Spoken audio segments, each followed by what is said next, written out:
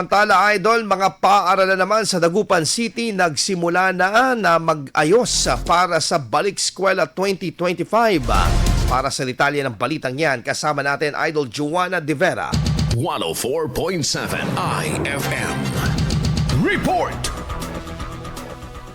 Nagsimula na ang ilang paaralan sa Dagupan City na mag-ayos ng mga kagamitan at pasilidad na gagamitin para sa Balik Eskwela ng mga mag-aaral. Naganap kahapon ng kick-off ceremony kung saan nagsama-sama ang mga guro, mga magulang at ilang mag-aaral para sa pagsasagawa ng ilang aktibidad tulad ng motorcade parade, exercises at iba pa. Bago ang naturang Balik Eskwela ay nagsagawa rin ang mga guro ng distribusyon ng mga flyers, pag-a-assess sa mga papasok sa grade 1 learners at child mapping bilang bahagi ng Oplan Balik Eskwela 2025. Isa ito sa hakbang upang mapagtibay pa ang ugnayan ng mga paaralan sa mga magulang ng mga mag-aaral upang patuloy na pumasok sa eskwela at maging ang komunikasyon ng bawat mag-aaral tungo sa magandang kalidad ng edukasyon. Kasama mo na rito sa IFM Dagupan, ito si Idol Joanna De Vera, Tatak IFM. IFM News. IFM News. IFM News.